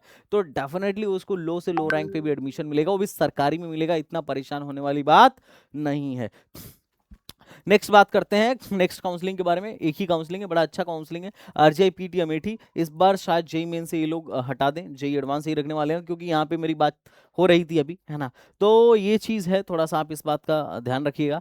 और ये अगर अपन कट ऑफ की बात करें तो मान के चलो कि अगर तुम JEE एडवांस क्लियर कर रहे हो, देखो 50-55 हज़ार लोग जो हैं, सुनना मेरी बात ध्यान से, 50-55 हज़ार लोग JEE एडवांस के लिए क्लियर किए जाते हैं, मतलब JEE एडवांस क्वालिफाई करते हैं। 2.5 लाख लोग JEE मेन क्वालिफाई किए हैं, और उसमें से 50,000 मात्र 50-55 हज़ार लोग JEE एडवांस क्लियर करेंगे। तो ऐसे केस में क्या है कि अगर तुम क्लियर भी कर लिए हो ना, और तुम्हें IIT नहीं मिल रहा है, क्योंकि देखो IIT का एकदम फिक्स है इतने रैंक के बाद लगभग 17-18 हज़ार रैंक के बाद मिलना मुश्किल हो जाएगा, 20,000 रैंक के बाद मिलना मुश्किल हो जाएगा। तो अगर तुम्हें नहीं मिल रहा है तो जैसे RGI PT हो गया, IIPT हो गया, ऐसे सॉरी IIPE हो गया, ऐसे कॉलेजों में अप्लाई कर देना, मिल जाएगा। तो अगर तुम एडवांस क्वालिफाई भी किए हो तो RGI PT में अप्लाई करो, चांस बहुत हाई है कि तुम्हें आराम से मिल जाएगा। नेक्स्ट कॉलेज के बारे में बात करते हैं तो HPTU कानपुर है। HPTU कानपुर में एडमिशन लेने के लिए एलिजिबिलिटी क्राइटेरिया थोड़ा ध्यान से पढ़ना। Candidate must have passed with at least 55% marks, और 50% SC ST के केस में 55% चाहिए। काउंसलिंग HBTU अपना खुद कराएगी, और काफी बढ़िया कॉलेज है, लगभग 7.5 लाख का एवरेज पैकेज है, हाईएस्ट पैकेज 22 LPA का है, 1,35,000 इसकी फीस है, और ओवरऑल 90% बच्चे प्लेस्ड हुए थे, इन्होंने ऑफिशियल डेटा में 2024-25 के लिखा था, जो कि काफी शानदार है। अगर HBTU के बारे में तुम बात करोगे मेरे दोस्त, तो ये है कट ऑफ का डेटा, मैंने कैटेगरी वाइज लगा दिया है। होम स्टेट वाले भी यहाँ एलिजिबल हैं, अदर स्टेट वाले भी यहाँ पे एलिजिबल हैं। अब तुम मजे की बात देखो, अदर स्टेट वालों को भी 30,000 रैंक पर IT मिल गया था यहाँ पे। हालांकि अब देखो 11,000 रैंक पे कौन HBTU आ रहा है, कौन ही आ रहा है, अब मेरे को समझ में नहीं आ रहा क्यों ही आ रहा है ना। उसे जोसा मिल जाता, अब उसे ऐसा तुम बोल सकते हो कि यार जोसा में तो साहब 5% सीट है अदर स्टेट के लिए। अब तुम ऐसा बोल सकते हो कि सर जोसा में तो 75% की रिक्वायरमेंट है, अरे तो DTU ले लेता, NSUT ले लेता, IIIT दिल्ली ले लेता, ऑप्शन तो बहुत है, IIIT बेंगलुरु ले लेता। अरे कॉलेज की कमी थोड़ी है, यहाँ 7.5 लाख का पैकेज है, DTU में 24 लाख का पैकेज है ना। तो प्रॉब्लम क्या है भाई, तो there is a huge difference. But बच्चे बहुत सारे ऐसे होते हैं जिनको थोड़ा मुझे लगता है कि काउंसलिंग अभी बहुत सिखानी पड़ेगी, बहुत काम करना पड़ेगा, बहुत वीडियो बनाना पड़ेगा, तब जाके बच्चों को आइडिया लगेगा कि हाँ what they have to do exactly. Okay, तो चलो भाई साहब आगे बढ़ते हैं। तो एक तुम देखो ना, यहाँ पे नॉर्मल राउंड का डेटा है। अब नॉर्मल राउंड में तुम देखोगे तो लेदर, फूड, बायोकेमिकल और ऑयल में लगभग 1 लाख रैंक प्लस पे एडमिशन होता है। मेरी एक वीडियो देखना, एक पेरेंट की वीडियो होगी, उनको मैकेनिकल 1 लाख रैंक पे मिला था, जबकि कट ऑफ में कहीं पे भी नहीं था कि 1 लाख रैंक पर मैकेनिकल 1 लाख रैंक पे कट ऑफ गई है। अब वो ऐसा कैसे मिल गया था? तो हमने थोड़ा सा एक गेम खेला था इंटरनल स्लाइडिंग का। इंटरनल स्लाइडिंग में बड़ा लो रैंक तक एडमिशन हो जाता है, लेकिन लोगों को पता नहीं। देखो तरीका है कि अगर तुम्हें इन ब्रांचों में एडमिशन चाहिए तो तुम स्पॉट का वेट करो, पहले मत पैसे फंसाओ। तुम्हें इसमें एडमिशन चाहिए, केमिकल, सिविल, मैकेनिकल में तुम्हारी रैंक लो है, तो इसको लेके इंटरनल स्लाइडिंग का गेम खेलो। मतलब एक सिस्टमेटिक तरीका है, जिसको अगर तुम फॉलो करोगे तो डेफिनेटली तुम्हें फायदा होगा। और मैं तुम्हें बोलूंगा फिर से कि यूपी में एसटीबीजी से बढ़िया काउंसलिंग सर्विस कहीं पे भी नहीं मिल रहा होगा। और तुम AQ2 का प्रोग्राम हमारा फटाफट क्या कर लेना, ज्वाइन कर लेना।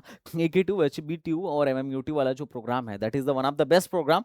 Don't forget to join. Join करने के लिए एसटीबीजी एकेडमी ऐप डाउनलोड करिए, फिर से बोल रहा हूँ, एसटीबीजी एकेडमी ऐप डाउनलोड करिए और वहां से कोर्स जाके आप बाई कर लीजिए। अगर अपन मोड ऑफ एडमिशन की बात करें नेक्स्ट कॉलेज की, तो MMUT गोरखपुर है। यहाँ का एवरेज पैकेज भी लगभग ये लोग 7 बता रहे हैं, और 59 लाख का हाईएस्ट पैकेज है, और लगभग 1100 इनका कहना है कि लास्ट ईयर 1100 के आसपास ऑफर आए थे। इसकी भी एलिजिबिलिटी क्राइटेरिया ध्यान से पढ़ना। इनका कहना है कि 10+2 में 55% होना चाहिए, और पीसीएम में 60% होना चाहिए। तो दोनों बात का आपको थोड़ा सा ध्यान रखना पड़ेगा, दोनों बात का आपको ध्यान रखना पड़ेगा अगर आप MMUT में एडमिशन लेना चाहते हो तो। अब यहाँ पे देखो, ये नॉर्मल राउंड का डेटा है। स्पॉट में मैं सच बता रहा हूँ 2 से 2.5 लाख रैंक, 3 लाख रैंक, कभी कभी तो 4 तक भी डेटा जाने की पॉसिबिलिटी रखती है। तो अगर तुम्हारी थोड़ी लो भी है तो अभी तुम स्पॉट पे एकदम बगुले की तरह नजर बनाए रखना। और अगर तुमसे नहीं नजर बन रही है तो तुम मेरा व्हाट्सअप ग्रुप ज्वाइन कर लेना, व्हाट्सअप चैनल ज्वाइन कर लेना, क्योंकि मैं बगुले की तरह नजर बनाए रखता हूँ, क्योंकि मुझे एडमिशन कराना होता है।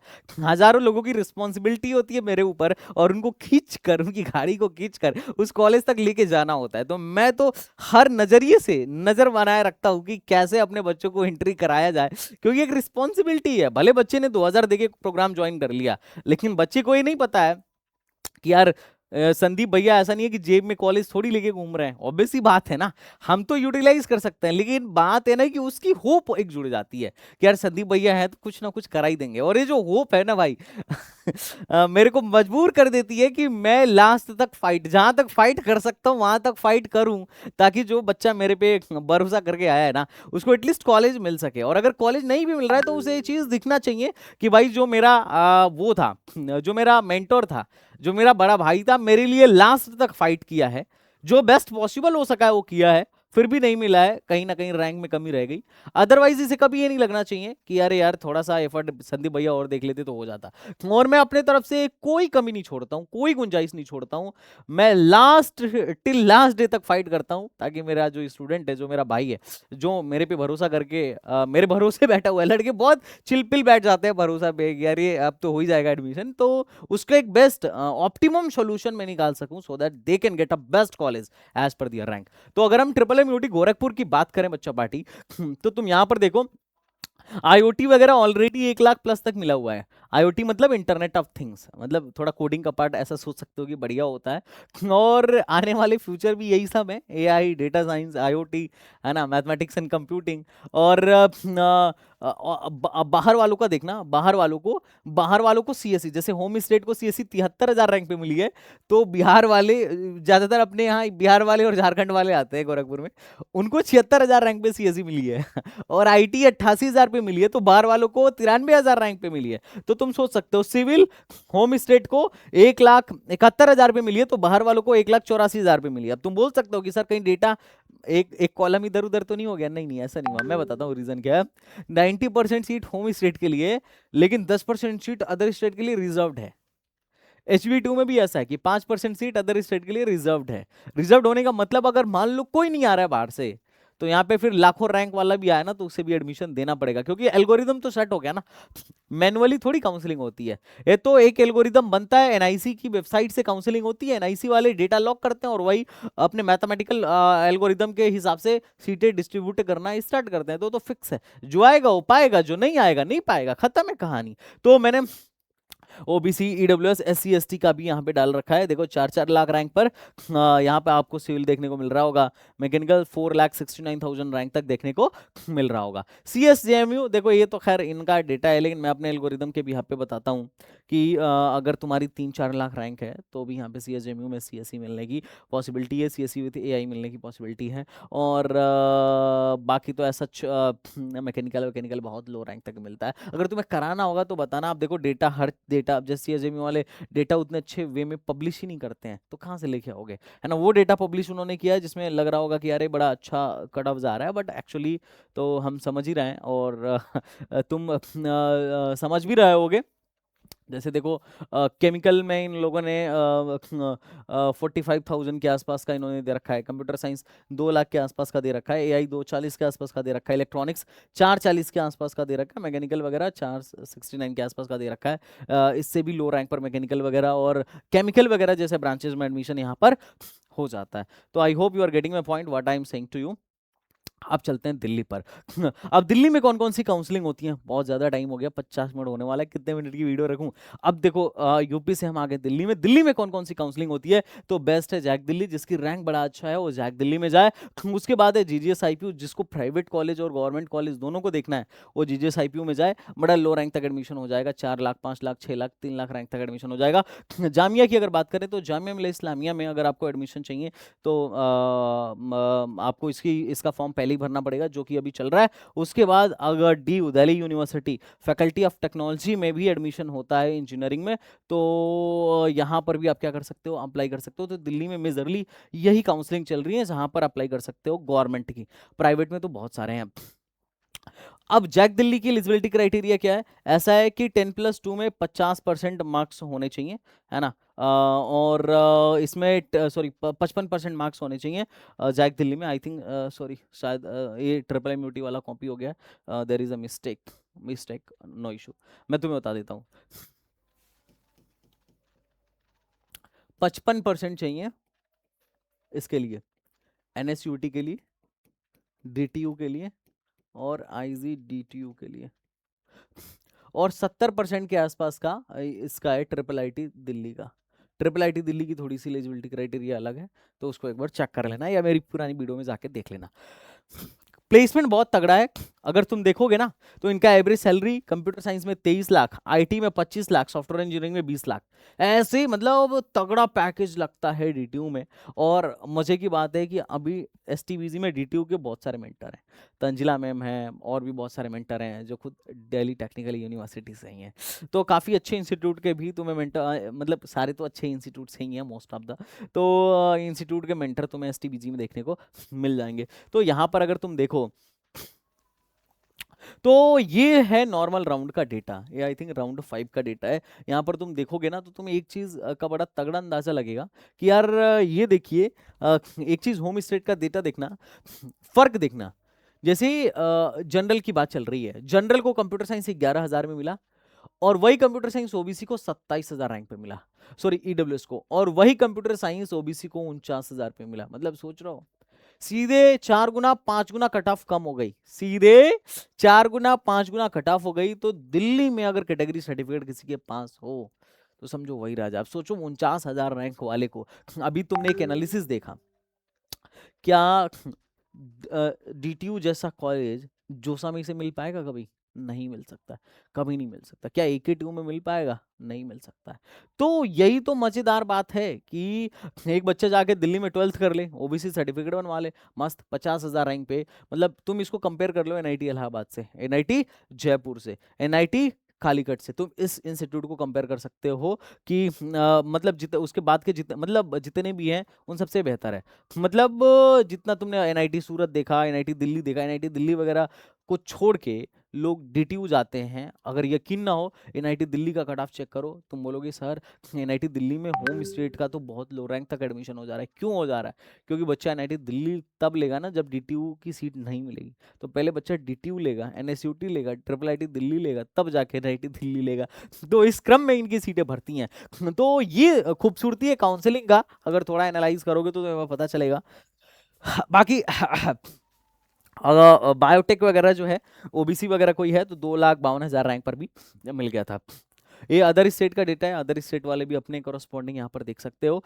अदर स्टेट को तो बहुत दिक्कत है, जैसे जनरल जीएनओ को 19,000 रैंक पे बायोटेक इन लोगों ने बंद कर दिया था, ईडब्ल्यूएस का 28,000 पर बायोटेक बंद कर दिया था, और ओबीसी का 34,000 रैंक पर बायोटेक बंद कर दिया था। बच्चे को लगेगा यार डीटीयू की फीस भी 2 लाख प्लस है, तो इससे अच्छा मैं एनआईटी ही ना ले लूँ। हाँ भाई बिल्कुल लग सकता है ना, बिल्कुल।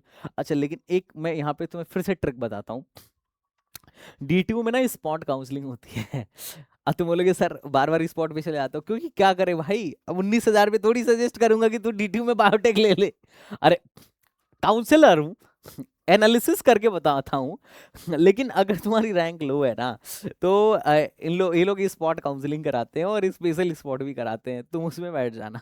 अगर तुम्हारी रैंक 50-60 हज़ार प्लस है, तुम्हें एनआईटी नहीं मिल रही है ढंग की, क्योंकि देखो टायर 2 के एनआईटी में लोअर ब्रांच लेने से अच्छा है कि तुम यहाँ पे जाके लोअर ब्रांच ले लो, एकदम क्लियर कट फंडा है। बीएसएमएस वाला बीएससी एमएससी का कोर्स लेने से अच्छा है तुम यहाँ पे ले लो, और वो मिल सकता है स्पॉट राउंड में। अब आते हैं एनएसयूटी दिल्ली पे। जबरदस्त पैकेज है, 18 लाख का ओवरऑल एवरेज पैकेज है, मीडियन सैलरी 15 लाख के आसपास का है, और लोवेस्ट 6 लाख से नीचे का पैकेज इनका गया ही नहीं है। बाकी तुम ब्रांच वाइज परसेंटेज प्लेसमेंट देख सकते हो। हाईएस्ट पैकेज यहाँ का 1 करोड़ का रहा है, 1 करोड़ 20 लाख के आसपास का रहा है। तुम यहाँ पे पूरा एनालिसिस देख सकते हो, लेकिन अभी मैं प्लेसमेंट पे ज्यादा इंटरेस्टेड नहीं हूँ, मैं अभी कटअप पे ज्यादा इंटरेस्टेड हूँ। अब देखो एनएसयूटी में 3 कैंपस है, द्वारका वाला कैंपस, गीता कॉलोनी वाला कैंपस, और जफरपुर वाला कैंपस। गीता कॉलोनी वाले कैंपस में सिर्फ 3 ब्रांचें चलती हैं, और जफरपुर वाले में भी 3 ही चलती हैं, बाकी सारी ब्रांचें चलती हैं मेन कैंपस में, द्वारिका वाला जो कैंपस है। अब द्वारिका वाला जो कैंपस है भाई साहब, ये 1 मिनट में आया। और हाँ, जो बच्चे काउंसलिंग प्रोग्राम में इंटरेस्टेड हैं, मैं उनको एक बार फिर से रिमाइंड करा देता हूँ। जब तुम यहाँ पर जाओगे ना, ये हमारी वेबसाइट है stbz.in, stbzonline.com, या फिर stbz academy जो ऐप है, यहाँ पर आप जाओगे तो यू विल फाइंड, हाँ देखो यहाँ पे ना करियर काउंसलिंग करके होगा, यहाँ पे हमारे ऑलमोस्ट सारे कोर्सेज वो हैं, इन लिस्ट हैं। आपको जहां पर भी अभी रैंक तुम देख रहे हो और तुम्हें अंदाजा भी लग रहा होगा कि कहाँ एडमिशन हो सकता है, तुम यहाँ पे क्या कर सकते हो, तुम यहाँ पर जाके उस कोर्स को इनरोल पर क्लिक करके तुम उस कोर्स को इनरोल कर सकते हो। और अगर तुम्हें लग रहा हो कि नहीं भैया थोड़ा सा हमें डाउट है कि हमें कौन सा एग्जैक्टली प्लान लेना चाहिए, तो तुम हमारे नंबर पे कॉल भी कर सकते हो। You can contact with our numbers, बहुत सारे नंबर्स हम लोगों ने ऑलरेडी दे रखे थे, और अगले तुम्हें जैसा कि पता है कि 24 आवर के लिए, अगले 24 घंटे के लिए, अगले 24 आवर के लिए हमारा काउंसलिंग जो सपोर्ट है वो फ्री है। तुम हमारे नंबर्स पे कॉल कर सकते हो, जैसे 6394866895, रिसेप्शन पे कॉल कर सकते हो, और यहाँ पे इनसे बोल सकते हो कि जो भी मेंटर अवेलेबल हो आप बात करा दीजिएगा। और कल भी मैंने बहुत सारे नंबर्स आपको दिए थे, उन पे भी आप कांटेक्ट करके क्या कर सकते हो, बात कर सकते हो। एनीवेज हम आगे बढ़ते हैं। हम आगे बढ़ते हैं, तो ये हमारा इसका मेन कैंपस, और ये हमारा जो है that is the Geeta colony वाला कैंपस है। और ये जो नेक्स्ट है हमारा, ये है ये वाला कैंपस, जफरपुर वाला कैंपस। अब यहाँ पर तुम देखोगे ना, तो होम स्टेट की कट ऑफ काफ़ी यहाँ पर भी लो जाती है, लास्ट 60,000 पे बायोटेक्नोलॉजी बंद हो गई थी। और इससे तुम्हें अंदाजा लग रहा होगा कि एनएसयूटी और डीटीयू में लोग पसंद किसे ज़्यादा कर रहे हैं। और ईडब्ल्यूएस जो है 1,51,000 पे बंद हो गया था, और ओबीसी जो है 3 लाख, ओबीसी जो है 2,59,000 पे जाके बंद हो गया था। और यहाँ पे तीनों कैंपस के प्लेसमेंट मजे की बात है कि एक साथ ही होता है, तो बाकी कैंपस थोड़ा उतना अच्छा नहीं है जितना द्वारिका वाला है, पर यह है कि यहाँ पर जैसे जैसे क्या है कि ई कैम है, electronics and communication with AINML 36,000 पे मिल जाता है। बाकी अब इलेक्ट्रॉनिक्स जो है देखो यहाँ पे 25,000 पे ही मिल रहा है, यहाँ पे 30,000 पर क्या हो जाएगा, इंडस्ट्रियल आईओटी मिल जाएगी, है ना। तो क्या बोलते हैं कि मतलब कंप्यूटर साइंस थोड़ा सा यहाँ पे लो रैंक तक मिल जाता है, यहाँ पहले ही उसकी सारी की सारी सीटें बंद हो जाती हैं। यहाँ पे देखो CS विथ डेटा एनालिसिस वाला कोर्स 28,000 पे मिला है, और जबकि यहाँ पर यही 12,000 पे मिला है, तो थोड़ा सा बड़ा लो रैंक तक एडमिशन हो जाता है। बेसिकली मेरे कहने का मतलब यही है। अब तुम्हें एक मैं तगड़ा न्यूज देता हूँ, अदर स्टेट को, ये जो है 9,000 पे यहाँ पे बंद हो चुका है। मतलब अदर स्टेट को 10-12 हजार के बाहर कुछ नहीं मिल रहा है, लेकिन मैं बोल रहा हूँ तुम्हारी अगर 25-30 हजार भी रैंक हो ना, तो ये लोग इन लोग के इंटरनल स्लाइडिंग में तुम पार्टिसिपेट कर सकते हो। इंटरनल स्लाइडिंग इन तीनों में होता है। और उससे भी इंपॉर्टेंट बात क्या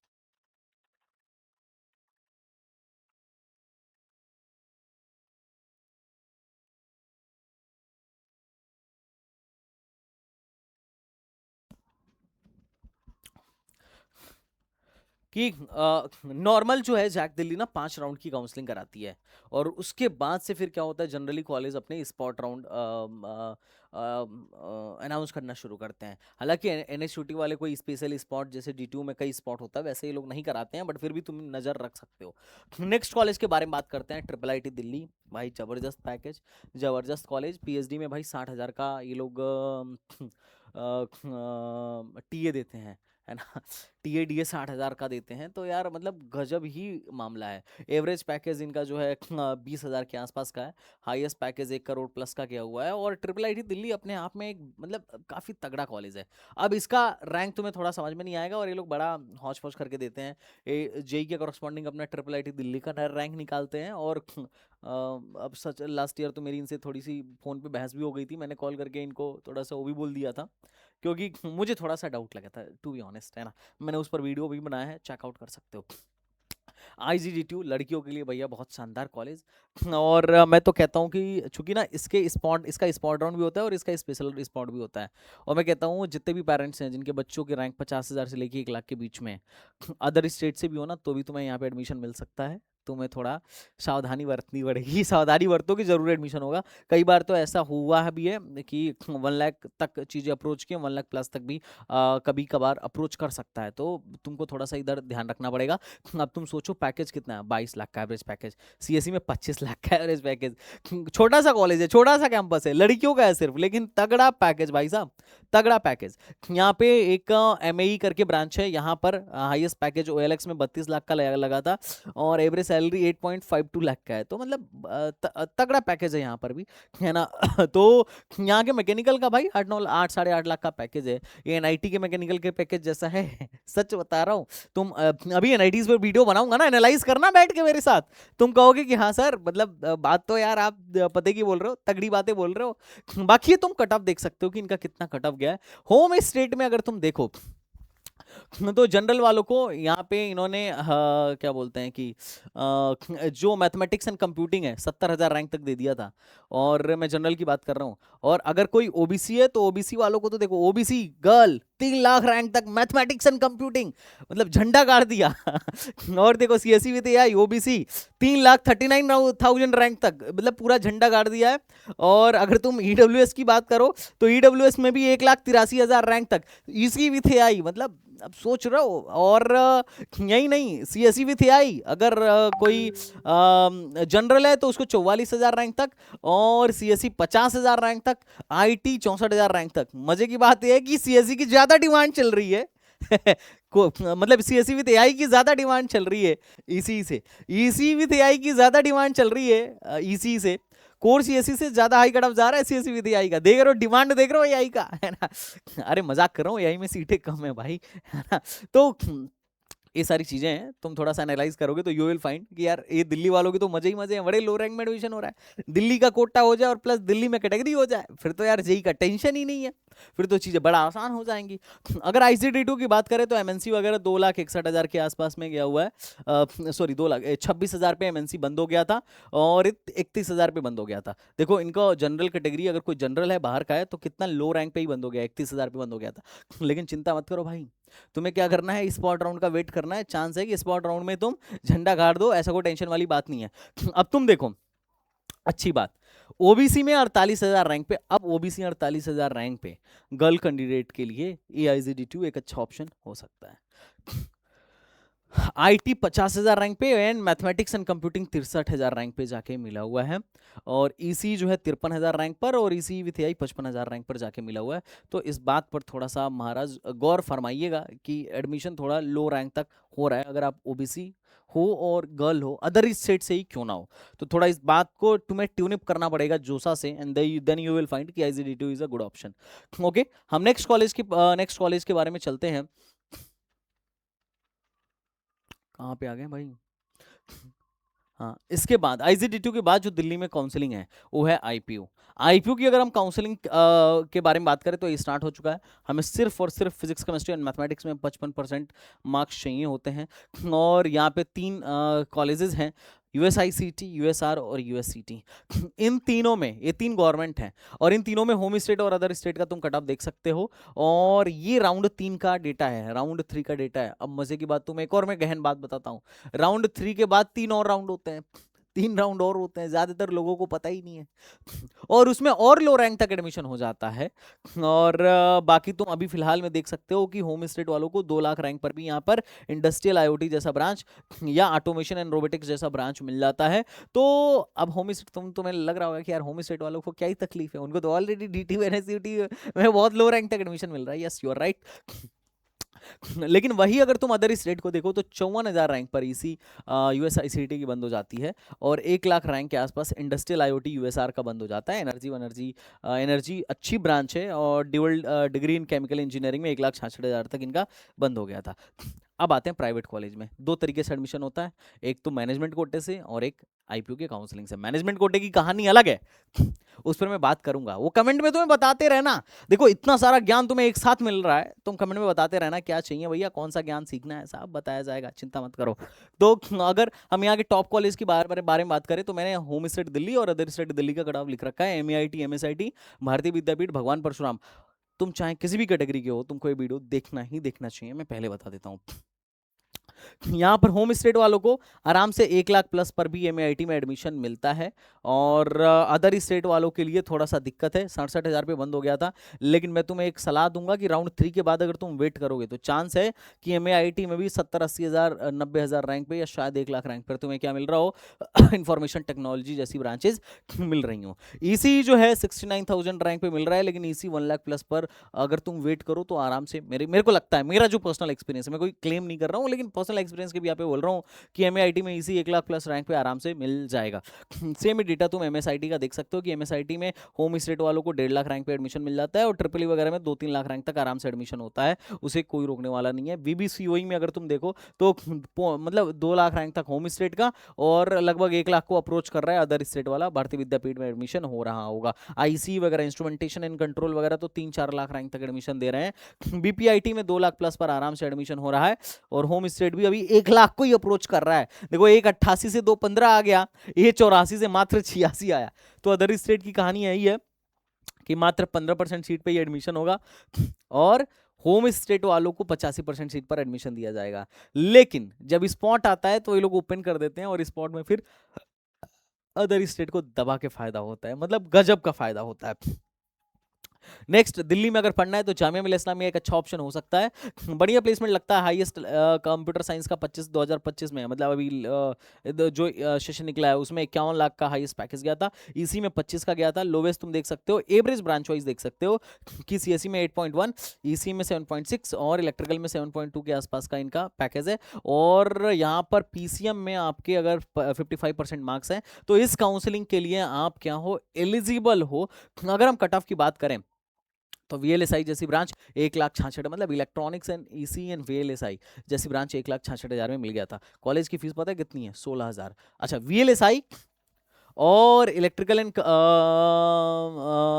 ENC, electrical and computer engineering और computer science and engineering with data science, ये 3 ब्रांच सेल्फ फाइनेंस ब्रांच है, मतलब इनकी फीस है 1.5 लाख। बाकी सबकी फीस जो है 20,000 के अंदर है। अब 20,000 में तुम्हें बीटेक करने का मौका मिल रहा है। लो, एक ब्रांच और आ गई है इस बार, सिविल में इन्होंने सेल्फ फाइनेंस लॉन्च कर दिया है। अब सिविल में सेल्फ फाइनेंस का मतलब तुम समझ रहे हो, वो आराम से 2.5-3 लाख तक जाएगा। टेंशन क्या बात है, 2.5-3 लाख तक तुम्हें जामिया जैसी सेंट्रल यूनिवर्सिटी में काफी तगड़ा रेपुटेशन है, काफी तगड़ी रैंकिंग है, टॉप 10 एनआईआरएफ रैंकिंग के अंदर यूनिवर्सिटी आती है। और इंजीनियरिंग में बात करोगे तो टॉप 30 एनआईआरएफ के अंदर इंजीनियरिंग आती है, ये इंस्टीट्यूट आता है। तो जबरदस्त कॉलेज है, कई को टेंशन ले रहा हो है ना, जस्ट पार्टिसिपेट इन देयर। 2024 में और लो गया था, तुम देखो वीएलएसआई जो है कहाँ गया, 2 लाख प्लस में गया था। अब इलेक्ट्रॉनिक्स जैसी ब्रांच तुमको जामिया मिलिया इस्लामिया में 2 लाख रैंक प्लस पे मिल रही है, जिसका एवरेज पैकेज 7 से 8 लाख है। तो दैट्स अ क्वाइट गुड। अगर 1.5 लाख फीस भी ले रही है तो भी बहुत ज्यादा नहीं है भाई साहब। जामिया की रेपुटेशन बहुत बहुत बहुत अच्छी है। अरे तुम सोचो ना, एनआईआरएफ में कहाँ पे स्टैंड कर रहा है। नैक ने इसको क्या एग्रेडिकेशन दे रखा है। इसकी ब्रांचेस एनबीए से टायर 1 में एग्रेडिकेटेड है, टायर 1 में एग्रेडिकेटेड है। एनएसयूटी टायर 1 में लास्ट ईयर आई थिंक एग्रेडिकेटेड नहीं था, एनबीए ने टायर 2 में एग्रेडिकेट किया था। सिर्फ डीटीयू और ट्रिपल आईटी दिल्ली को ही टायर 1 में एग्रेडिकेट किया था। जाके तुम अगर इन चीजों को अगर तुम समझते होगे तो तुम जाके एक बार इनकी वेबसाइट पे चेक करना, जो एनवीए की वेबसाइट्स हैं, तुम्हें पता चलेगा। अब नेक्स्ट कॉलेज के बारे में बात करते हैं, जो दिल्ली यूनिवर्सिटी है। इन लोगों ने क्या किया है कि अभी रिसेंटली 3-4 साल पहले, अभी शायद इस साल इनका एक बैच निकलने वाला है, फैकल्टी ऑफ टेक्नोलॉजी करके एक ब्रांच लॉन्च किया, एक डिपार्टमेंट लॉन्च किया जहां पे इंजीनियरिंग चला रहे हैं। अब तुम्हारे खुशी के लिए बता दूं, डीटीयू भी कभी दिल्ली यूनिवर्सिटी के अंदर ही ऐसे ही लॉन्च हुआ था, और आज डीटीयू डीटीयू है। अभी इसी तरीके से इन लोगों ने फैकल्टी ऑफ टेक्नोलॉजी लॉन्च किया हुआ है। और इसमें अगर तुम कट ऑफ देखो तो यहाँ पे पहली बात तो एलिजिबिलिटी क्राइटेरिया क्या है। एलिजिबिलिटी क्राइटेरिया ये है कि 60% अनरिजर्व्ड के लिए, और कैटेगरी अगर कोई भी है तो आप 55%, और अगर आप SC ST वाले हो तो 50% पे भी आप यहाँ पर एलिजिबल हो। अभी इसकी काउंसलिंग शुरू होगी, मैंने पहले ही शुरू में ही शेड्यूल बता दिया था काउंसलिंग का। अब तुम देखो ये पिछले साल का कट ऑफ क्या है। CSC लगभग यहाँ तक गया था, EC यहाँ तक गया था, और इलेक्ट्रिकल इतना गया था। जनरल के लिए और ये डेटा है EWS के लिए, और ये डेटा है ओबीसी के लिए। ओबीसी का 148 पे गया था, लेकिन उसके बाद भी क्या है ना, उसके बाद भी एडमिशन्स हुए थे स्पॉट, मतलब इसमें भी स्पॉट राउंड वाला तुम मामला ऐसा समझो कि यहाँ पर भी स्पॉट राउंड वाला मामला चल रहा था। स्पॉट में अगर देखा जाए तो स्पॉट में जो इलेक्ट्रिकल इंजीनियरिंग है उसमें 1,18,000 रैंक पर, ओबीसी को 96,000 रैंक पर, और SC ST को इतने रैंक पर एलोकेशन हुआ था। और इलेक्ट्रॉनिक्स में अनरिजर्व्ड को लगभग सॉरी इलेक्ट्रॉनिक्स में तो बड़ा कम गया था कट ऑफ, क्योंकि उसमें नए बच्चे भी आ जाते हैं। तो देखो स्पॉट में cut of her bar high जाए हर बार लो जाए कोई गारंटी नहीं है। कई बार स्पॉट में फिर से रजिस्ट्रेशन शुरू होता है तो नए एंटिटी भी आ जाते हैं और सीट उन्हीं को मिल जाती है। तो ये तो तुम्हें भाई साहब एनालाइज करना पड़ेगा। तो ये कुल मिला जुला के राउंड 3 का कट ऑफ है। तुम राउंड 3 का कट ऑफ यहाँ पर देख सकते हो कि राउंड 3 का कट ऑफ क्या गया था और किस रैंक तक एडमिशन हुआ था FOT का। तो कुल मिला जुला के आज के सेशन में हम लोगों ने पहले दिल्ली को कवर किया। अब इसमें कुछ और काउंसलिंग रह गई है, मैं तुम्हें फिर से बता रहा हूँ। प्राइवेट काउंसलिंग पूरी बची है, MPDT की काउंसलिंग रह गई है, जैक चंडीगढ़ की काउंसलिंग रह गई है, रीप राजस्थान की काउंसलिंग रह गई है, और HSTS की काउंसलिंग रह गई है। अगर तुम बोलोगे तो उस पर एक नेक्स्ट वीडियो अपन लेके आएंगे। और मेरा कल एक महा वेबिनार है, आप लोगों से रिक्वेस्ट है कि उस महा वेबिनार को जरूर ज्वाइन करना। और उससे भी ज्यादा इंपॉर्टेंट बात क्या है, मैं तुम्हें फिर से एक बार उस इंपॉर्टेंट बात को बताता हूँ कि आज फिर से मैं लाइव आने वाला हूँ, तो लाइव सेशन को जरूर ज्वाइन करो। चलो मिलता हूँ नेक्स्ट वीडियो में, तब तक के लिए बाय बाय, टाटा एंड जय Hind. Thank you so much, thanks a lot, thank you बच्चा पार्टी।